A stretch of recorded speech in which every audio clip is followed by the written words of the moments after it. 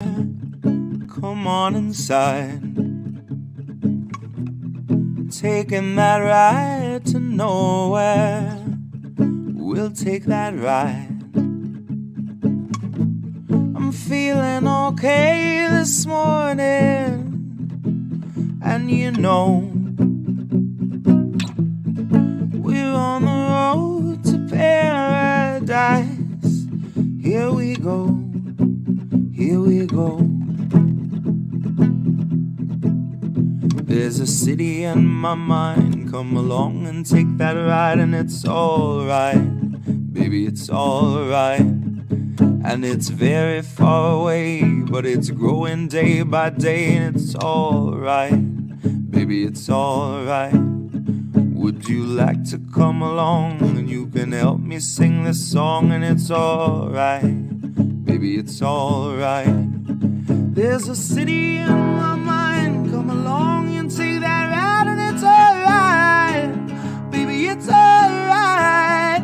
And it's very far away, but it's growing day by day. It's alright, baby, it's alright. They could tell you what to do, but they'll make a fool of you, and it's alright, baby, it's alright.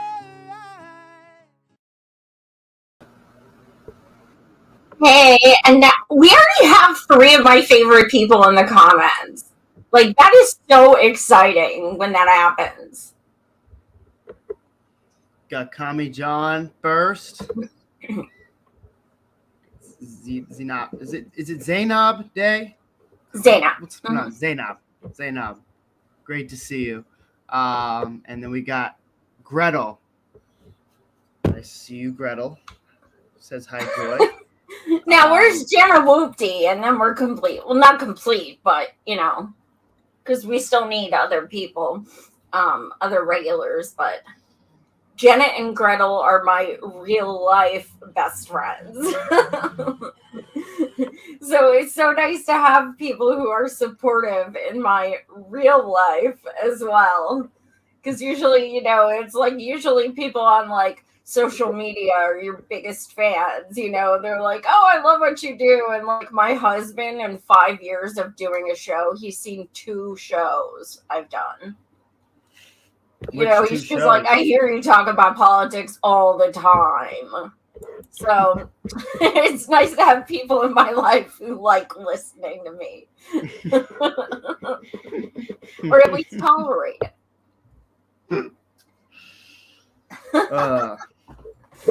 Yeah. We have, this week is going to be insane because on Wednesday I am going to DC after months of planning.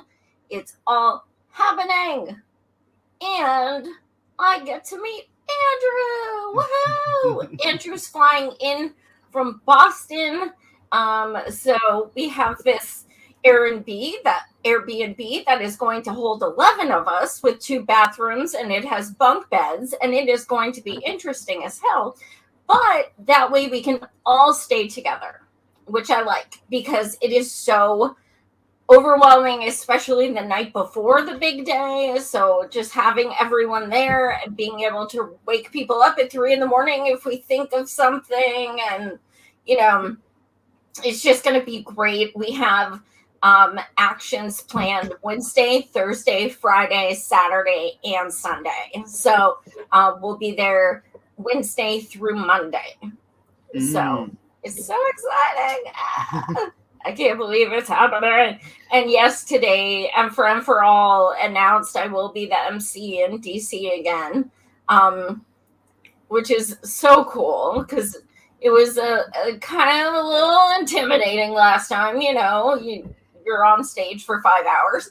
But now it's, last time we had 56 actions. This time it's only 1. So now it's a little more daunting because even more people will be watching from home and so on. But we have 16 incredible speakers. Oh my God, I'm so excited. Healthcare professionals, activists, victims of the for-profit sick care system, We have so many incredible people, and I cannot wait to hear one of my comrades, my co-organizers talk. Zach, he is 17 years old. He is in high school, and he and his parents are coming from Illinois, and he's going to be speaking from a student perspective. And it just blows my mind, like, how different our lives would be if we were activists in high school. You know, I know some people were, but like, hell, I didn't wake up till I was like 37 or, you know, something like that. So, I mean, he just impresses me every day. So I'm so anxious to hear him speak. And then, you know, we have Reverend Annie Chambers coming back, Black Panther, and just all around badass. Dr. Margaret Flowers. I can't even think of everyone. We just have so many incredible people. Yeah, if you want to see like the full list and everything, you can go to our Twitter. Everyone has been announced. Today was the MC, me, and then everyone else has already been announced. So you can check it out, but it's going to be, I'm so excited. It's going to be amazing. So, yes. So, Andrew, do you have anything like even comparable going on? Like, do you have anything even half that awesome going on, or? Not really. No. So, sorry. I feel like I'm like gushing over like everything, but it's just like it's so crazy to like you're working on something for months, and now it's like I'm starting to pack today, and it's like it's happening. Oh my god. So it's just kind of like it becomes your baby, you know, and you're just like so excited. And I finally get to meet my teammates and, you know, people I've talked to hours every day and stuff. So there's so many things I'm looking forward to. But in any case, so we do have, you know, some things to discuss that most of which nobody else is talking about as usual. So white men go first. Bring it on. Okay. Yeah. I just always say that every show. Every show. It's like, all right, I guess I'll go first. So one thing I want to talk about, because I think this brings up a lot in terms of how when it comes to FDA regulations in this country, they're pretty loose, and particularly it affects particularly low-income communities, because when it comes to cheaper foods, there's just so much shit that is just like put in, right? We can talk about food deserts all the time, how, you know, it can be hard to get to different grocery stores if you live, you know, in certain communities that don't have grocery stores near you, right? And then you have these little food corners that don't necessarily have the most nutritious food. And so then that goes into how there's a stark difference between different communities, lower income, high income, in terms of life expectancy and health, right? And so we could go on. Essentially, you know, this is systemic racism, right? But enough of me talking. So long story short, please don't eat Skittles like ever again. Just don't. And the reason why is Skittles is actually currently undergoing a lawsuit. This person in California is suing Skittles for having too much toxins in there that actually can cause brain damage if you have too much of it. It's TiO2, titanium.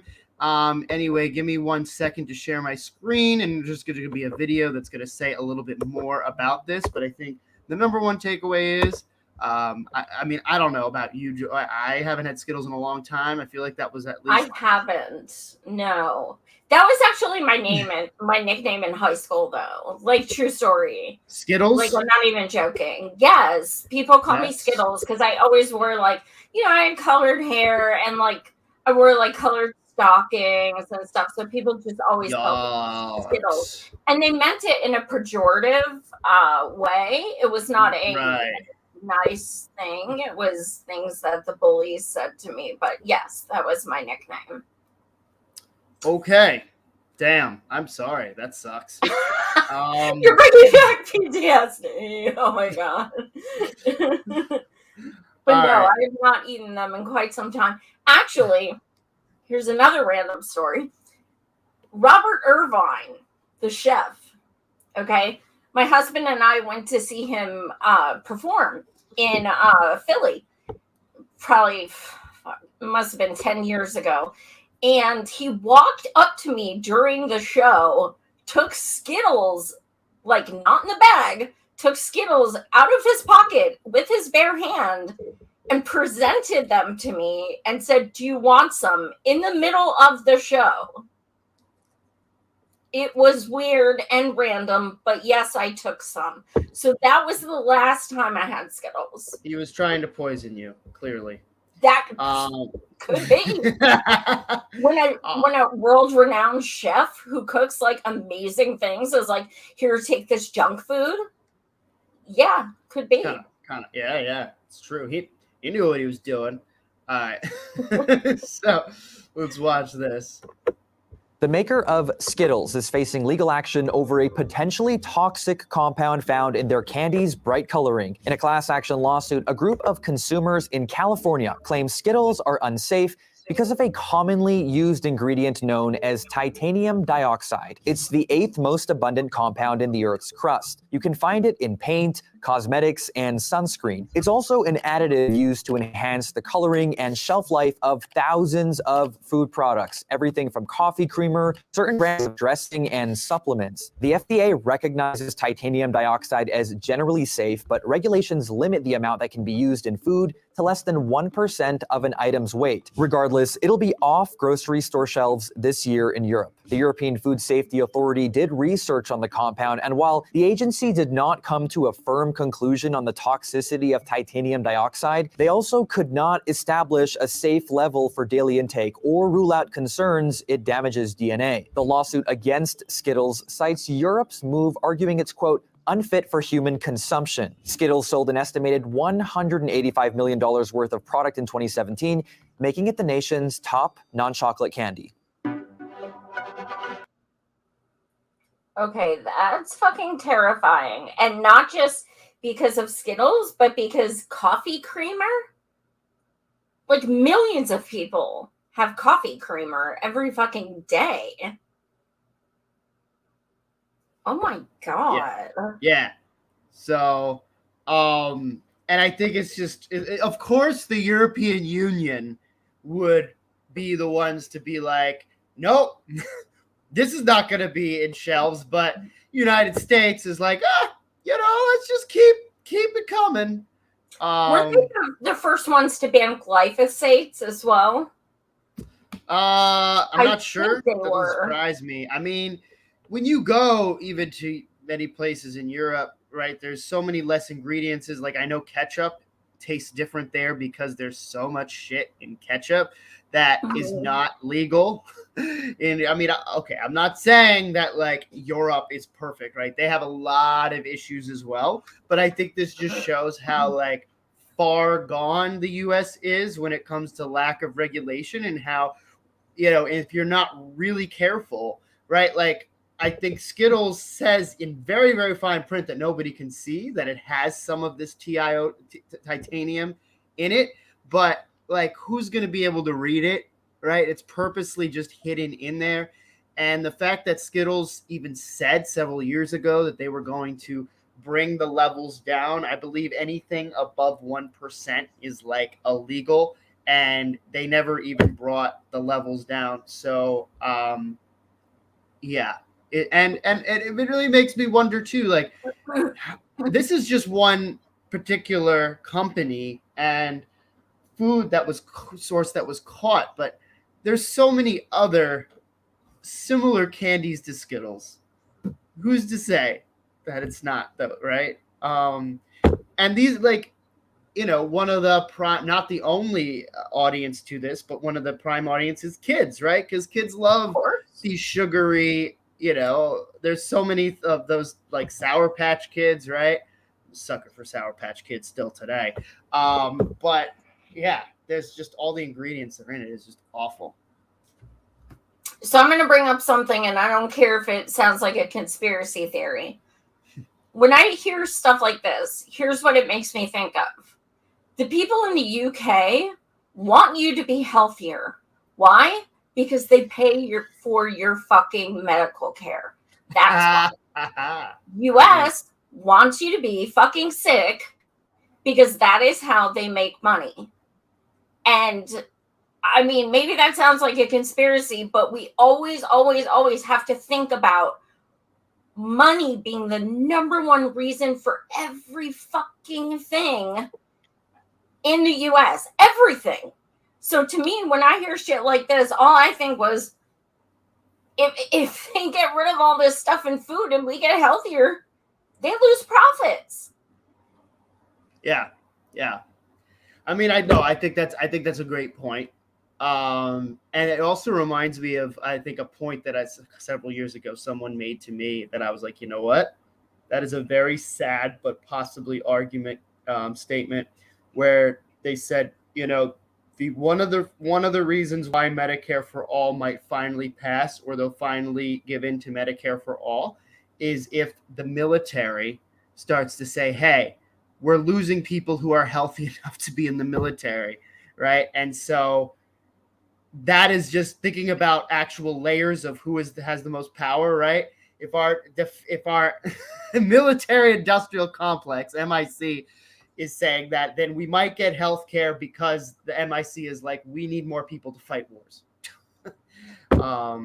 Yeah, there's got to be something in it for them. I mean, there has to be. That's one of the reasons why they don't want to forgive college loan debt, because you get to go to college for free, where you can be all you can be, and it's either that or wait 10 years of working in a public service and apply for forgiveness after you've already paid for 10 years and etc.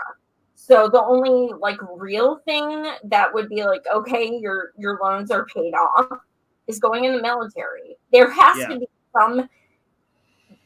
some way to reel people in, because let's face it, there's only a certain kind of people who it still works that you can be like, come on, serve your country, be proud, everyone. Come on, let's all stand up and let's be patriots and all that shit. Like, that only works on certain people now because, a lot of people are just much more wise to what the MIC is. So you got to have some kind of incentive. Yeah, for sure. And then you have these people who are like, you want your loans forgiven? Join the military, right? Serve your country. Do AmeriCorps. Do, where you're making poverty wages. Sorry, not wages. They give you a stipend.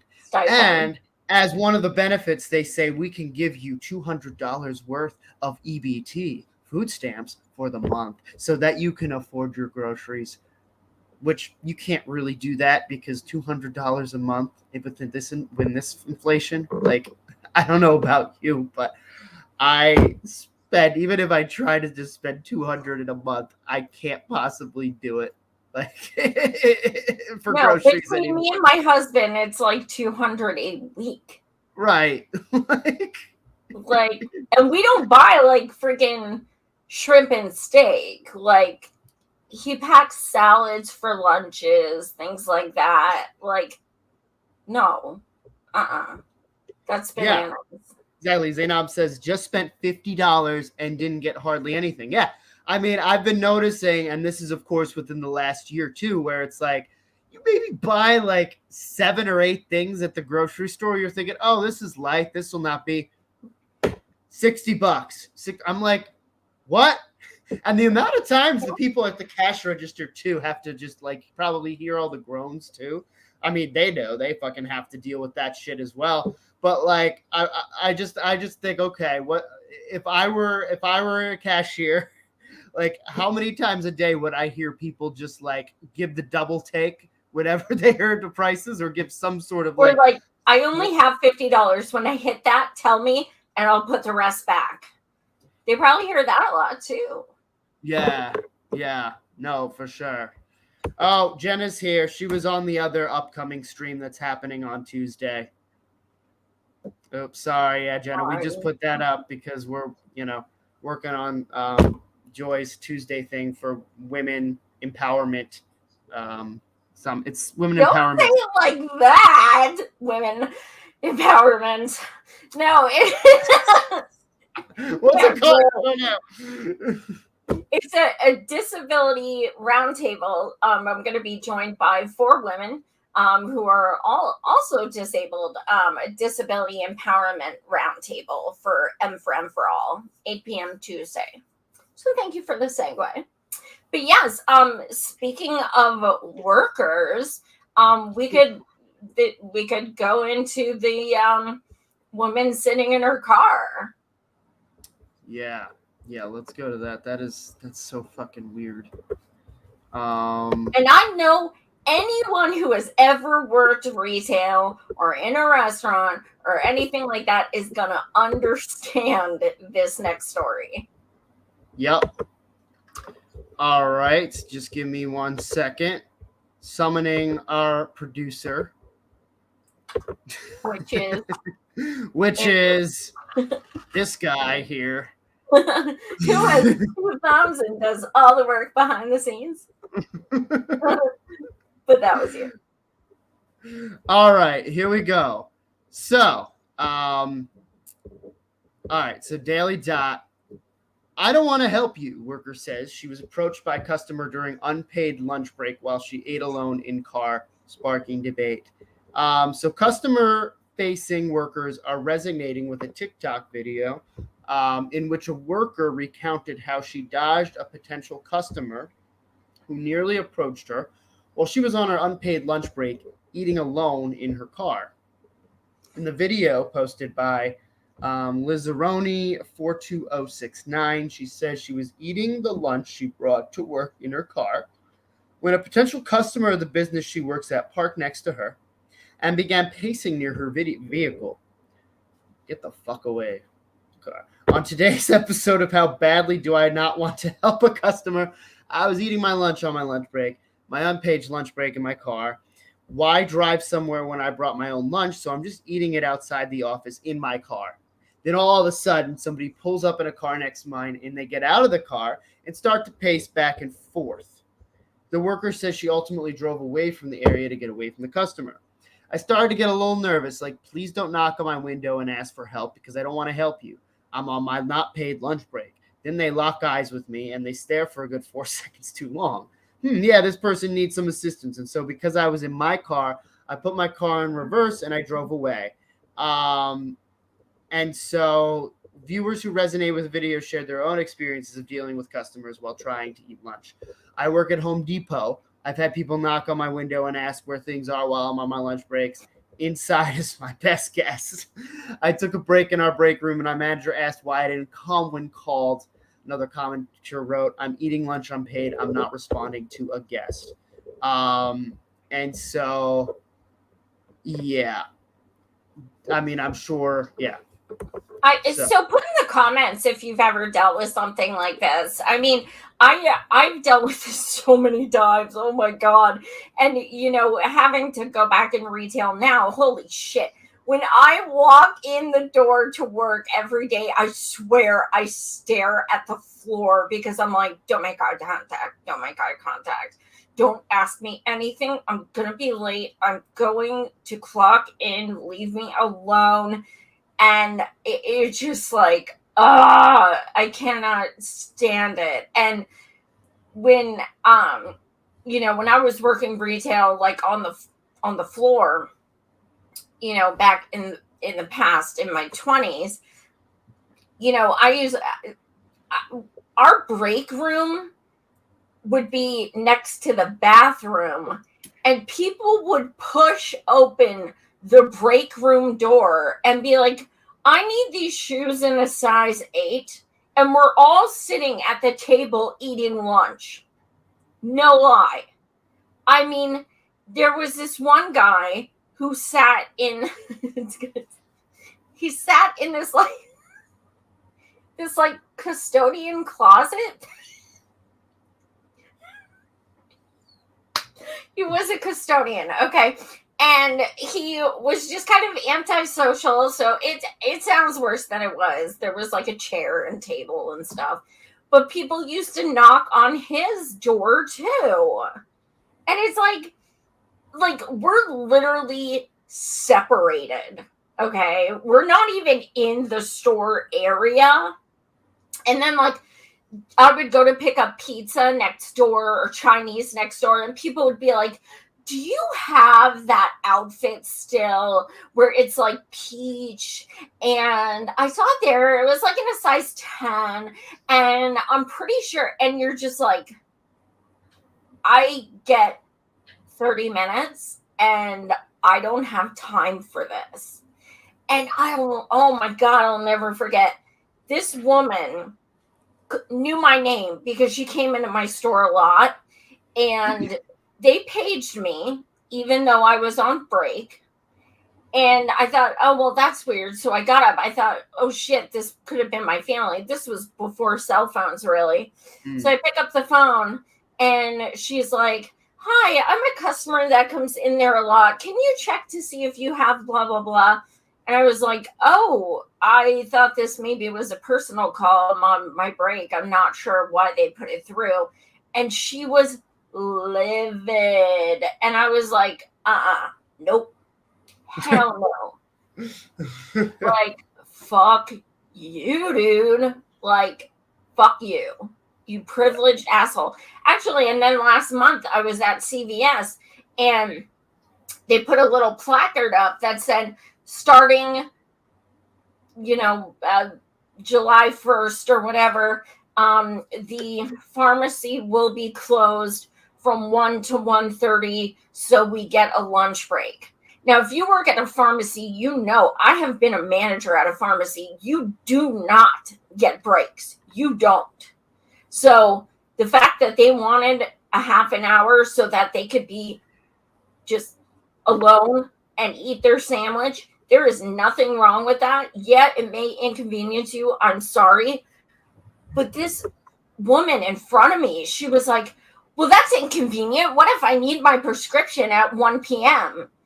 And I was like, ma'am, did you ever work in retail? And she's like, no. And I go, try it for a week and then come back and see if you have the same opinion. And the cashier was like, she was like, kind of like, thank you. Yeah. But I was like, fucking privileged ass people. Yeah. That's so gross. Well, and the thing too is like, clearly for like all these scenarios, people are putting themselves, right? We go back to the article, right? Eating in your car. You're eating in your car. That's your personal space. It's not like you're just like on your break, but you're walking around publicly for people to see you, right? Then it's like, okay, you mistaken them for being working because they're right there, right? Right. But in all these scenarios, there is a conscious effort to remove themselves from the public eye so that people don't think they're working. And yet, I mean, in this article example, you have people knocking on your car door. Who does that? Like, you're in your personal space. It's literally like, do you need to put up a sign at this point that says, I'm on my break, do not knock on my car door? Like, what is like wrong you have to with cover your windows with those like sunshine foil things, like just kind of and that's the thing, it gives you such bad anxiety, and you can't just enjoy your break because you're like, someone's gonna ask me something. What's that saying? Managers forgive bad behavior because the customer is always right. Workers have to degrade themselves just to pay rent and buy food to live. Human beings are the only animal that has to pay to live. Yeah. Absolutely. I mean, that is. And, you know, when I was younger, I used to think, oh, the customer is always right. That's so nice that they're like really tailoring to the customer. But now it's like realizing, especially, you know, as someone who has worked in, you know, some of these jobs, and it's like, so you're just basically saying take their abuse and just nod Yeah. and go on and have no self-respect. Like, be polite and obviously to customers and make them feel welcome. But if they're being an asshole to you and you're going to take that, like, fuck that. That's why after I became retail management, I didn't last much longer. Only, I don't know, maybe a couple years, but because I just didn't take any shit. Like, I'm sorry, I'm not getting paid enough. Like, this woman was like, I'll see you in hell. Or she goes, go to hell. And I said, I'll see you there. And she got real pissed and called corporate. And I was like, I don't fucking care. Like, I don't fucking care. Like, what the fuck? I wasn't doing anything wrong. I told her our return policy. She had a fucking hissy fit. That's not my problem. Like, I don't put up with that shit. I don't fucking care. Yeah. No. It's so funny. I forget who I was talking to. So I think it was the show I did Friday, the Human Happy Hour. Check it out. It was so much fun. But we were talking about how we're in this fight to help humanity because we love people and we want people to prosper, and people are suffering and it's not right. And then we talk about retail and we're like, we fucking hate people. I swear to fucking God. So it's like God. this dichotomy where it's like, okay, what mood am I in today? Yeah. No, for sure. All right. So what's next? Well, I think you had some Starbucks updates. You want me to talk about Starbucks? All right, that actually works in. Speaking of workers, you know, we're nailing our transitions here. So speaking of workers, so this a couple days ago, this was actually on Friday. I actually interviewed one of the workers at Starbucks in Boston that has been striking since Monday. They've been picketing for 24 hours. Which is just great to see. And a lot of the issues actually are twofold, right? There's so Starbucks themselves, when it comes to stores that have unionized, they're trying to withhold certain benefits to unionized stores, essentially, right? So they're saying we can't guarantee the same type of health care. We can't guarantee you the same type of raises because you're unionized, right? While they're trying to kind of dangle a little carrot for the Starbucks who haven't yet unionized to be like, hey, look, you can actually enjoy some of these benefits. So that's one of the things. One of the things I actually heard is that literally, so Starbucks claims to be LGBTQIA, supportive. They're actually threatening to hold back some gender affirming healthcare to some of the workers at some of the unionized stores, right? So that's that. So that's sort of generally what's going on. And as probably many of you saw, Howard Schultz a few weeks ago literally said on video, we don't plan to negotiate in good faith with the unions, right? Which is illegal. So it's great to see that this particular Starbucks site in Boston has been striking since Monday. They are striking indefinitely. And what I'm going to do is I'm going to pull up sort of the specific demands that they have for their store. And then I'm going to pull up, because essentially now what happened was they actually recently got a new manager. And this new manager has been pretty awful. And the manager themselves that they got for this store was really what made them decide we are going to strike until this gets better. So bear with me, producer. Please put up this to the stream. All right. So I'm going to read it because, it's literally a picture I took. So Starbucks baristas at 874 Com Ave are sick of the harassment they face from their current manager and the intense union-busting tactics management has taken since these workers unionized. The manager has threatened to fire workers if they don't expand their hours and flooded the store with new hires, even though workers have faced intense hour cuts. It is clear Howard Schultz, Starbucks corporate and management, will not bargain in good faith with Starbucks workers for a fair contract or better working conditions. We demand immediate removal of the current manager at 874 Commonwealth Avenue. No more racist and homophobic management. No more understaffing, guaranteed and predictable hours. I'm going to talk about that in a little bit because there's more context to be aware of that. No more understaffed shifts, same-day shift cuts, and unpredictable last-minute schedule changes. Clear grievance procedures and no retaliatory firings, right? As you know, this is not just isolated with this particular Starbucks store, but many people have gotten fired. A lot of organizers have gotten fired, right? So a living wage. No Starbucks worker should be forced to rely on food stamps or live paycheck to paychecks. Starbucks is a billion-dollar company and should pay its workers at least $25 per hour.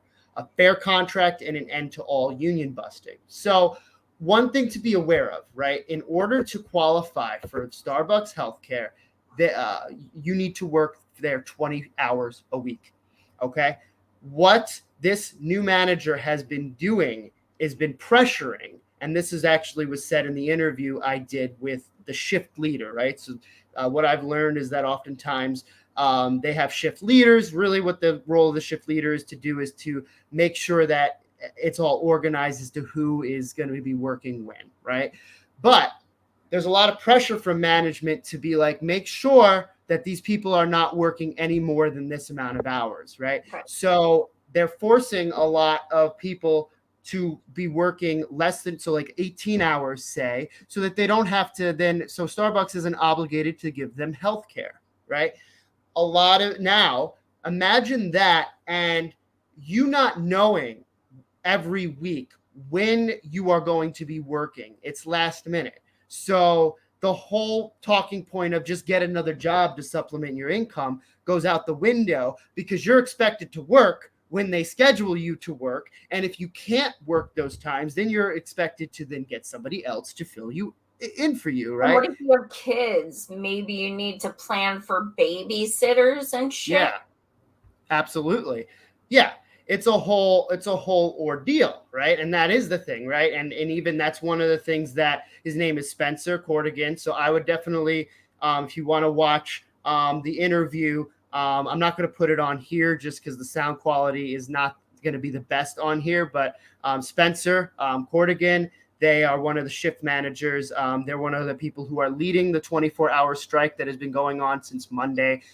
Why they are striking for 24 hours? So they have people delivering goods overnight, right? So they're trying to have at least a couple people all throughout the day, 24-hour day cycle, to be there, because if they see one or two people out there at that time, then they'll be like, all right, I'm not going in to deliver this shit, right? Yep. So, but I want to just bring up, because there's actually, they go into specifics on some of the things that this manager is doing that led them to strike. And some of this is pretty wild. But while I am trying to pull that up, Joy, what is your kind of initial reaction to some of this? Well, first of all, the comment on racism is certainly not surprising. I mean, this is a company who literally had to shut all of their stores in the United States down for racial sensitivity training a few years ago. Like, are you fucking kidding me? You're hiring people that need to be trained not to be racist? So the fact that someone's being a racist and working there is not exactly that shocking. It's disgusting, but it's not that shocking. Yeah, no, for sure. So I'm just going to read. So this is a long document, and it's public for anybody to go on and see, because the whole idea is just to communicate to everybody the shit that they've been having to go through. But well, these are some of the things that really stood out the most to me. That was like, oh, hell no. Around 12 p.m. on June 17th, 2022, Miss Shirleyan, that's the new manager, marked out a drink before leaving the store and ordered a perfect peanut butter bar and a syrup cream frappuccino. She subsequently requested for the perfect bar to be blended in the frappuccino, despite Starbucks' policy that Starbucks baristas are allowed to blend fruit into drinks, but not other food items, right? When a partner who is severely allergic to peanuts questioned Miss Shirleyan's about the dangers of contaminating our blender with a major food allergen, she nonchalantly said, "It's fine, we're allowed to do it. If a customer has an allergy, they'll tell you."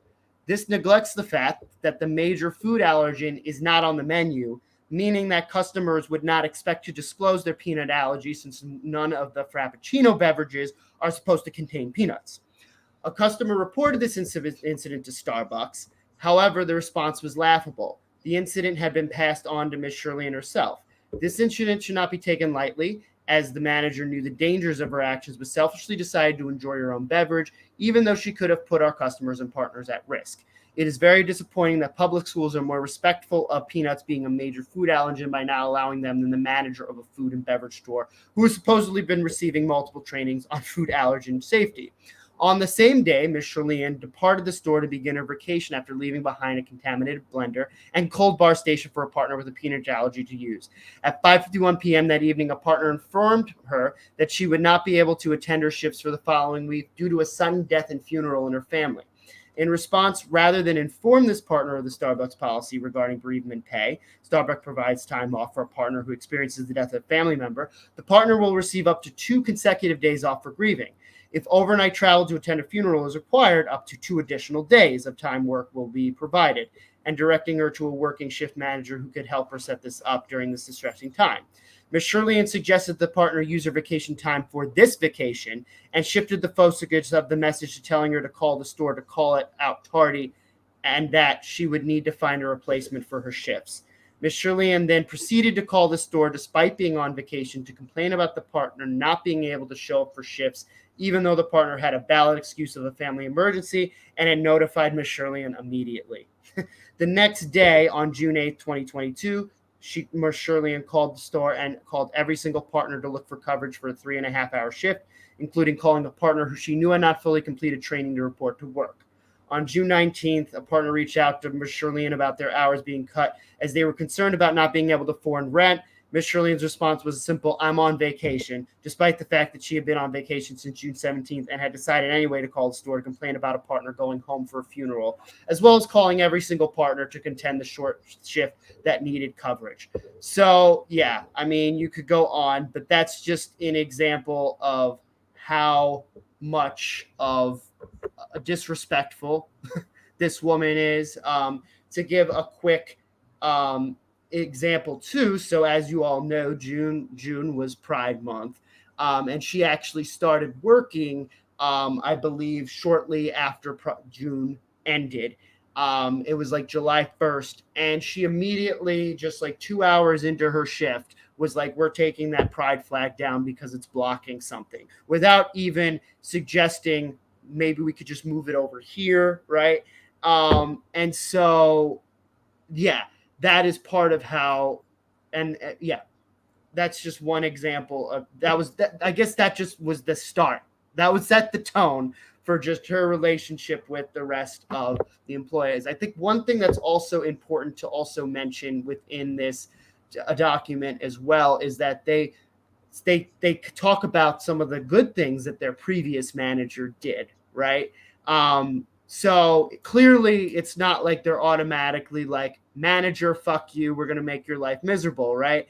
They, Right. you know, if the manager is reasonable, and it sounds like the previous manager was reasonable and really did work with them well, and now she comes in, literally is contaminating the blenders for the customers and the partners, you know, that are working there.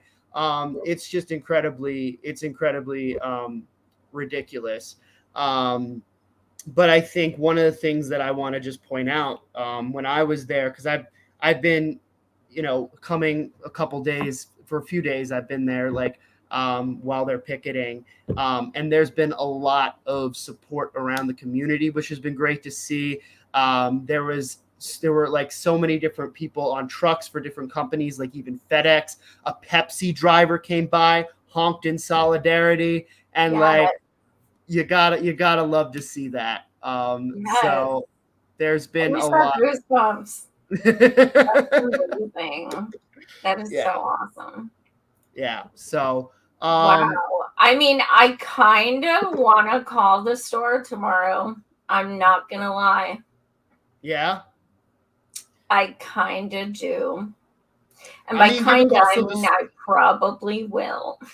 So yeah, do it. I mean, the store has been closed because literally no one is working. So that's I think another thing, right? It's literally, and like you literally go and it's just closed, and they have a tent set up outside of it, because we you know, a lot of fucking places in the United States, including Boston, are in, you know, a heat wave is happening. So that's another thing. They're like out there 24/7 in a heat wave. They've got water, they've got food, they've got music, and they're handing out literature to people walking by, educating people on what's happening. I mean, it's great. And I think one of the things too, is that I learned, and because I think one of the things that I've at least been thinking about is, wow, just it's been such a domino effect. We're at 200 unionized Starbucks stores now, right? So how are they? And at least in New England, they recently have a whole Discord where partners talk to one another. And I do air quotations because it's like a false sense of making them feel important when they don't give a shit about them, right? So I'm not air quoting to demean that term in their behalf, but they have a Discord where they all literally just across different states in New England are just talking to one another about their conditions and what to do. So, you know, they're all communicating and they're all aware of sort of the struggles that they're happening. So it's great to see that they're just building so much traction in the militancy and how they just don't give a fuck despite people getting fired for organizing. They are not backing down. So definitely, it's always good to just show some support to them. They do have a strike fund. I actually it's on my Twitter account, but I'll try and get it to go on to here as well in case any of you want to just donate some money to them. But yeah. That is so awesome. Solidarity with Beantown Starbucks. Hell yes. Yeah. Boston, you know. Boston strong. Yes. Shout out to my aunts, uncles, and cousins. Hell yeah. Yeah. And you, Andrew. Shout out to you. I guess. I'm all right. And actually, and I can't think of where this was now. I sent you the article clip. Kentucky Fried Chicken workers walked out because they had been working without air conditioning in this heat. And I work without air conditioning in my store. I work in the back room unloading trucks, 30-pound boxes without air conditioning. Mm-hmm. It feels like a sweatshop. We are in like now it's not bad because it's like dark and I have the air conditioning on and stuff, but like in our warehouse it's actually hotter than it is outside when it's like 95. We had 100-degree days that it was so bad in there that I was shaking and lightheaded and had to go sit down because I felt nauseous. That's how bad it is in there. So how is that not illegal? And Corporal came in and I went off. I mean, I went off because I'm not, look, I told them straight up, this is unacceptable. This is inhumane. We are dripping within 5 minutes of coming in here. Like, we're not just sitting at a desk. This is physical labor, you know? And unfortunately, nobody wants to hire my blind ass. So I applied for months for places. even though I'm ridiculously overqualified to do this job. They're the only person, the only place that would even give me the time of day. So I took what I could get, even though it doesn't pay shit and it's not even near the pay I was making and stuff like that. But you got to do what you got to do. And I'm sitting there and I'm standing there lifting boxes all day without air conditioning. So that's why when people call me a grifter, picture being mostly blind and having to put those tiny little numbers and sizes on the hangers all day, because that's what I do. I have to literally sit there and try to figure out what the hell sizes clothes are and put those little thingies on those hangers with hardly any ice. So yeah, that's a grifter, man. That is a true grifter. I'm just skating by, taking money from people. Yeah. Admitting it's the first step.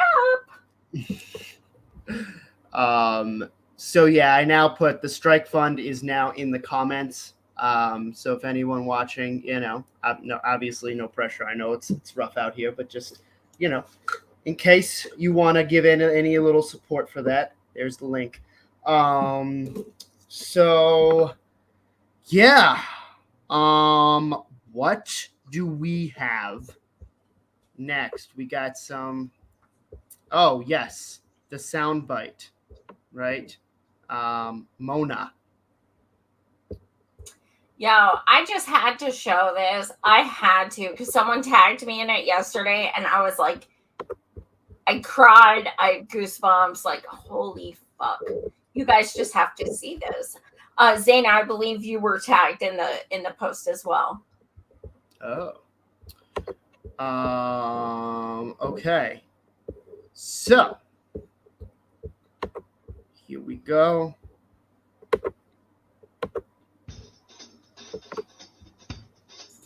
I completely and utterly disagree with Barack Obama. Me too.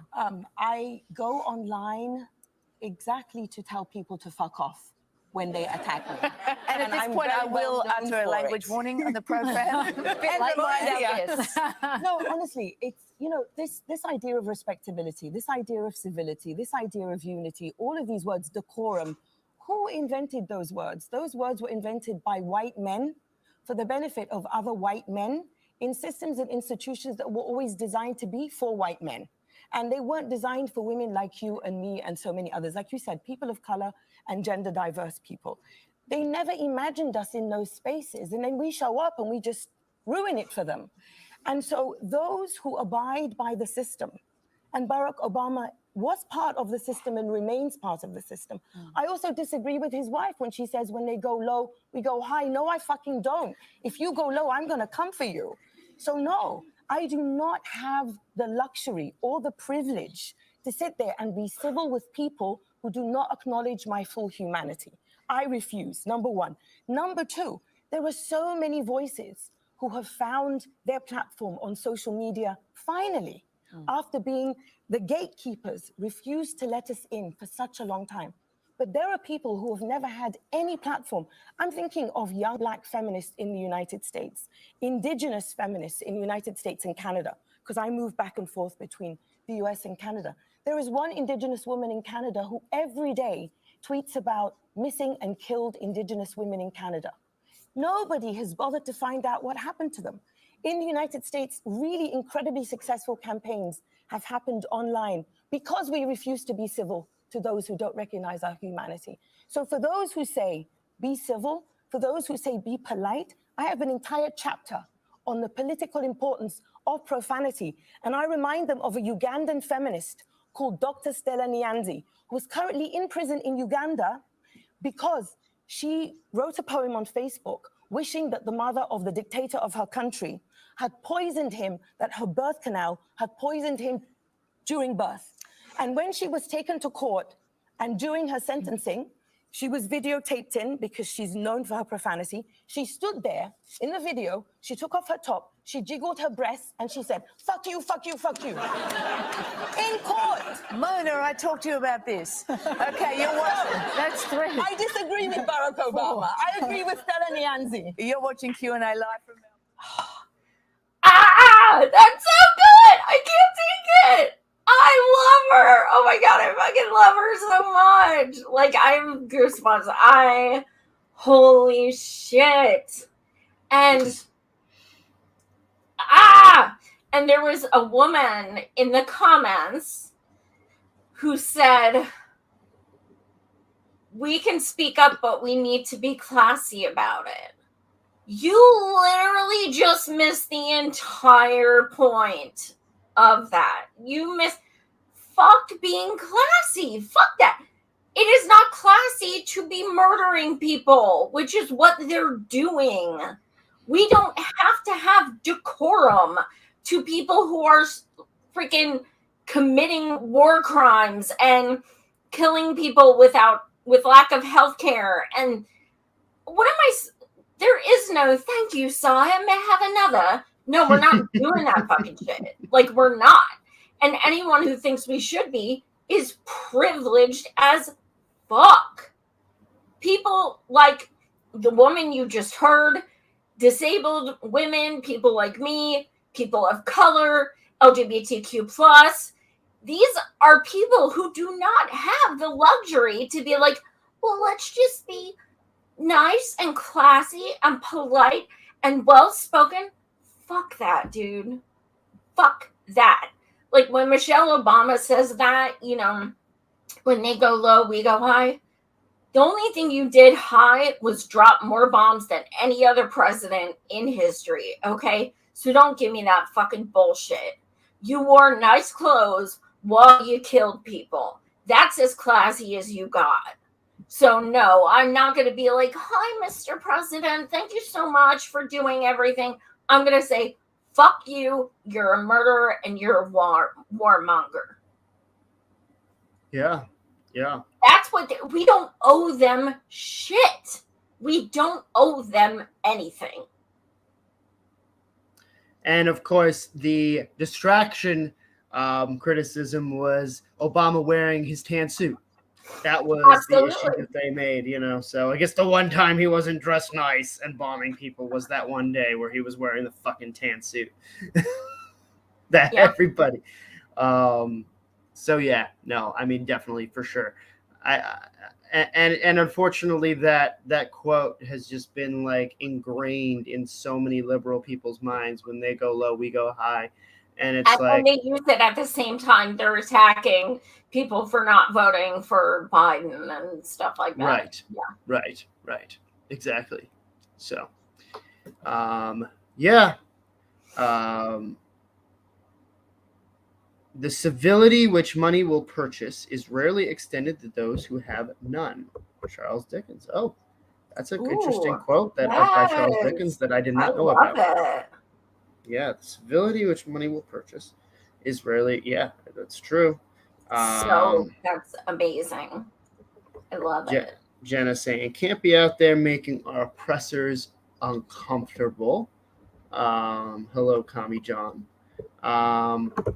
Politeness gets you killed. Fuck being nice when billionaires kill us for profit. Absolutely. With some laughing emojis. Obama, the biggest murderer on the planet. He's got a lot of secondary targets under his belt. Yeah. So definitely good comments over here. Oh, okay. Obamben, MF's from Drone's son. Yeah. Absolutely. Yeah. That's why I love our viewers so much. Like, they totally get it. They fucking get it. What do we have next up?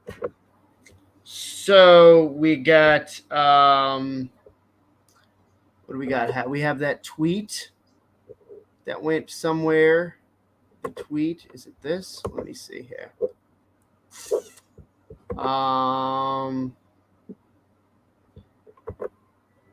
The one about the Ukrainian soldier. I literally almost said Venezuela. Oh, And not I quite. don't know why. Not Oh quite my there. God. Because nobody's talking about Ukraine anymore.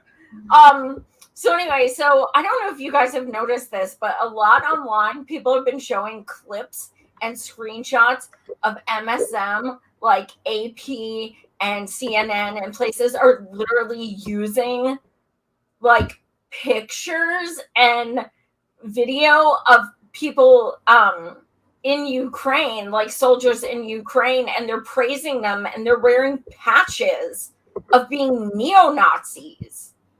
But you know, the media is very much like Ukraine good, so they don't even fucking, you know, look into what that patch means or anything. They're in denial there's any Nazis in Ukraine. They don't care about what happened in 2014. They don't even look into it. And yeah, I mean, there's photos surfacing from like all different MSM outlets where they're like praising Ukrainian soldiers who literally are neo-Nazis. That is journalism. When you can't even research what kind of soldier they are, that's impressive. Oh yeah. Yep. So here it is. Yeah, and I don't know if you even heard. Like, did you hear about the Stephen King prank? Do you have a screenshot? Nobody seems to have a screenshot. Of Stephen King's tweet with regards to Yeah. that? No, I don't have a screenshot of that. I did see the video of him talking to the comedian that was pretending to be Zelensky, I believe. And then he brought up Steve Bandera and how he's a national Ukrainian hero. And then he was like, but you know, he did some bad stuff, you know, but he was mostly good. You know, he like, you know, killed some Jews and stuff. And then Stephen King was just like, well, you know, everyone has good and bad to them, but you know, we have to, you know, it's kind of like Thomas Jefferson. He owned slaves, but we can't, you know, hold that against it. It was like, what are you doing, Stephen King? Oh my God, I have to see that. Yeah. Do you think it's available, like if you Google it, click on YouTube or something? Yeah, you can find that video. Yeah. I thought it was a tweet. But yeah, so he was like, he made like tweet after tweet about, you know, I was pranked and this is unfair. And, you know, it's just like, dude, so many people knew the name you were given was a Nazi. And if you didn't know, you should have just asked. You should have just said, I'm not really familiar with who that is. Like, that's okay to say that. But it's that whole team sports thing. Ukrainian is good. Someone tells you someone's a Ukrainian, regardless of what they did, they're the good guys. Right. Yeah. So he didn't even realize he was not talking to the actual Ukrainian president? No, I don't think he realized who he was talking to, which was some comedian. Yeah. I'll have to right. Yeah. I thought this was a tweet. This is just even more amazing. This is so, because Stephen King went off the rails like even more than he usually does with his shit lib stuff. Oh my God. He's a fucking horror book in himself. Like he is, oh my freaking God. If he makes one tweet that's not about Trump, that is when you drink. You don't drink when he mentions Trump because you will have alcohol poisoning by the time it's even 5 o'clock. He's obsessed. Him and George Takei are two of the most insufferable, just fucking stooges. I got the video, by the way. I'm gonna hold on. Let me bring it up. Let me bring this up. This is very all right. People who really love Ukraine, it's not Nazis. It's Azov. Of course, they love some people like Bandera. It's our national hero. So, what do you think about Bandera? He was in the Second World War, and he fought against Soviet Union. But yeah, he had some crimes, but it's not so big crimes. It's of course accidentally where crimes against Jews, but it's really important to keep him opposed to Putin and his propaganda. Well, yes. I mean, there are always, you can always find things about people to pull them down. There's Washington and Jefferson were slave owners. That doesn't mean that they didn't do many good things for the United States of America. There are always people who have flaws. We're human. There are things that we do that are bad choices, and then there are things that we do that are great choices. So, on the whole, I think Bandera is a great man, and you're a great man, and viva Ukraine. Thank you very much. Okay, Yeah. sorry. First, what does his hat say? Ukraine. And what is that stuffed animal? What is that? Oh, That little girly stuffed animal. I'm not sure. Because I'm just like, what? Horror writer. Oh, that's a clown. That's, I think, that's it. Oh, like a hell no. little No, I don't want to see clown. that shit. Yeah. Oh that's what my that is. God. Oh my God. They own slaves, but I mean, they did some good things too. Well, by that rationale, why doesn't that mean you can also call out the Dems? Because you just said that some people, even if they're good people, they do bad things. So why don't you ever hold the Dems accountable? Are they the exception?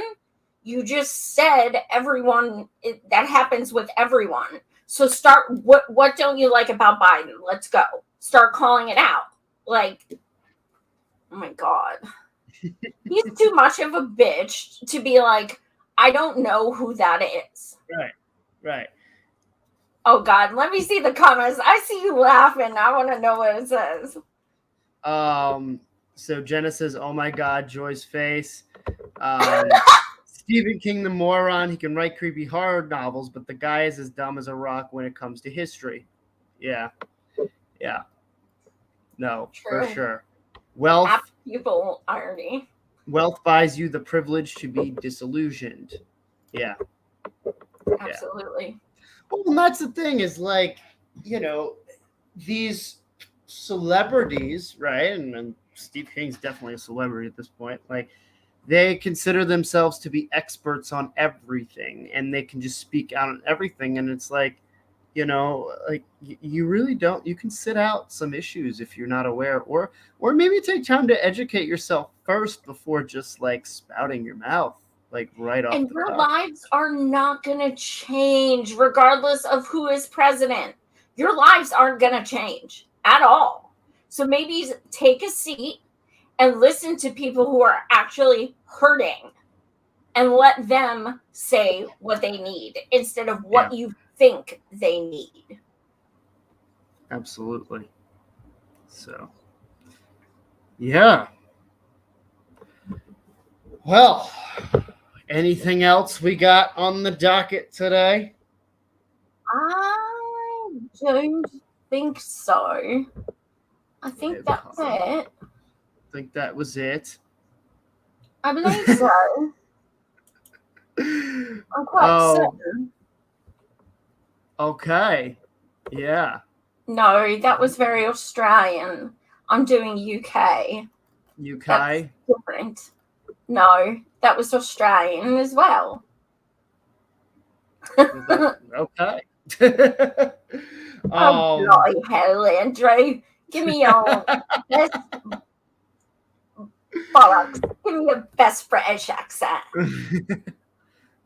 Best British accent? No, fuck. I can't do it right That now. was still Australian. It was still Australian. That I was don't know. I don't really have much of a British accent right now. You sound like Stewie. And you had a football head just like Stewie. That was amazing. Yes. Oh my god. This is okay. So the next time you see me and Andrew, we're going to be together. Yeah. Yeah. And then he'll probably need a few weeks off. After dealing with me in person for like 48 hours. He's going to be like, oh my God, do I still want to do this show? But in a serious note, when we come back, we are going to be having an announcement. And it's good. I'm not preggers. It's a good announcement, though. And that's all I'm going to say. But it's exciting. But yes, we are still going to be working together as far as I know. That remains to be seen by how things go. But yeah, so before I give my spiel, what do you have going on this week? Yeah, so this week, not too much this week. Yeah, check out the interview I did on the People's Voice Network with one of the Starbucks workers while at the picket line. And yeah, mostly this week is going to be when it comes to this, land of YouTube videos and podcast land. It's going to be pretty light. But yeah, I'll be at the M for All March. So I'll see you all there, either in person or virtually, if you watch it. Yes, definitely share all of our links on social media. Andrew, do you want to put the website in the comments? It's M4all.org. M4all.org. Of course, we're still taking donations. We still have a lot of donations did come in during our fundraiser, and we cannot thank you guys enough. We were able to get the wheelchair lift for Reverend Annie and the ASL interpreters, money for mutual aid, to make bag lunches and of sandwiches and water and feminine products and socks for the unhoused in DC. Right now, our biggest concern is buying tons of water and ice. That's our big, we are trying to guesstimate, but we are going to need like case after case after case of water. So that's, any kind of $1, $3, $5, anything helps, because we're going to have to buy like hundreds of dollars worth of water, like alone. It's going to be bananas, but that's better than having people not feeling well. So yeah, and then Tuesday I'm doing the Women's Disability Empowerment stream, 8 p.m. Eastern, right here.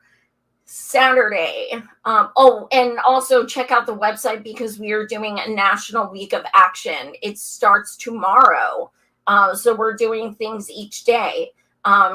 You can join us wherever you are for honkin' waves and sidewalk chalking and calling your reps. And there are things that you can do with us in solidarity that we're doing in DC and you could do locally with your comrades. But yeah, definitely go to our website for any kind of info on things happening this week. As far as Saturday streaming, it will be on my channel as well as Real Progressives. We will be the two streaming. Kami John will be, and Sir Andrew will be. And Luke Parcher, dear friend from Real Progressives, is going to be the commentator. It will start at 10:30 a.m. Eastern. The march itself starts at 11 a.m. Eastern. and Andrew will be filming that part. And then the rally itself, I'm going to be taking the stage at 12:20. And then I'll give my speech, and then the other speakers and so on. So it's going to be a, probably 10:30 to 3:30 type day. But yeah, tune in because we're going to have so much going on, and it's going to be amazing. And I'm so excited. Yeah. So thank you all so much for watching. As usual, you guys are freaking amazing. I love you guys. And we will see you together in a few days. I think what we're going to do is I think we're going to go live at the house Friday night.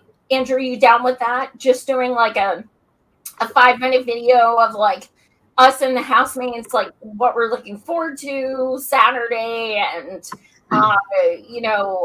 what we did the last 3 days, things like that. Just kind of like because I want people to meet the other volunteers and stuff, because I'm the only one that's going to be like on stage, and I don't like that. I want everyone to, be able to share why they're organizing and stuff like that. Yeah. I think we're probably going to do that Friday night. Okay. Awesome. But yes, I shall keep you all posted. Thank you so much for watching, you guys, and much love. Have a go on.